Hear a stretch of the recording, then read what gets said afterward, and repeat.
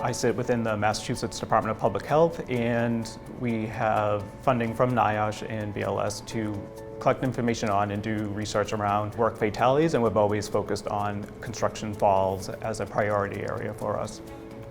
Our main focus has been residential construction and contractors. So we've worked closely with the Office of Public Safety and Licensure, and they license all construction contractors in the state, and there's a varying degrees of the license they can get.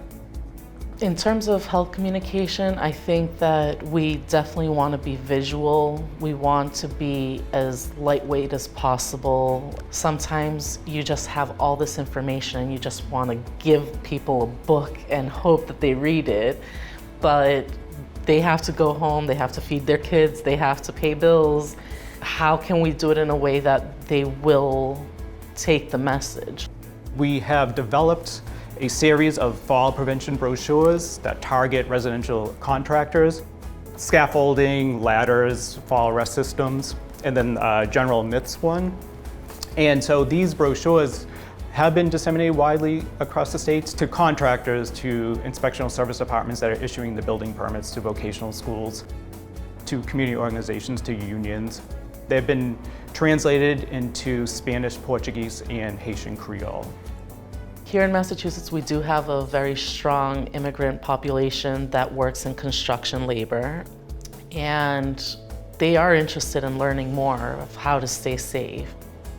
I always try to keep in perspective the other person's point of view, because we have all this information and we have all this data and we're like, why isn't everybody doing that? But if you put yourself in their shoes or try to put on their hard hat and think how they think, they're thinking about bills, they're thinking about how can I get to work, how can I go to as many projects as possible, how can I get invited back into a project.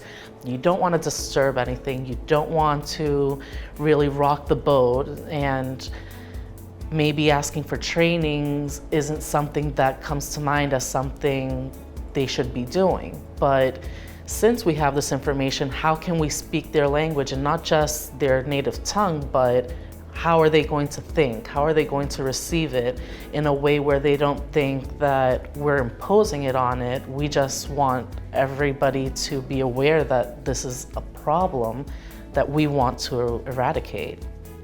That's why we thought soccer event, they're going to be relaxed, they're not thinking about work, they might be more receptive to receiving information. The age range is about 18 to 35 years old, so it hits our target age range. Most of the players are from some sort of Central America and South America, everybody's Spanish speaking. And our idea is to set up an area where they can stop by and receive free fall prevention training in Spanish, in their language, and receive materials, ask us questions. They're in their habitat, they're in their environment, so they won't feel like, oh, I'm reaching out, or maybe my boss will get mad. The past couple of years, there has been a local stand-down event. Each time it's been a different vacant building or a vacant house that's being redeveloped by the city into affordable housing. In Massachusetts, we started supporting the campaign from its start.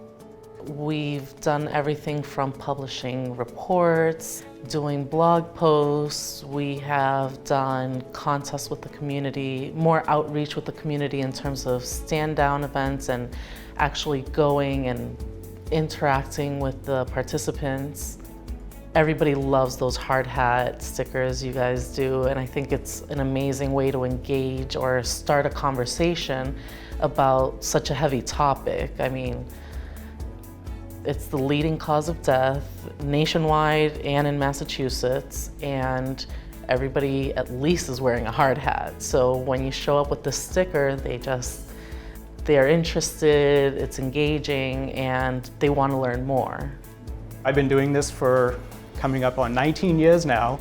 So if I can make some kind of difference and prevent at least one death from occurring, it makes it all worth the while.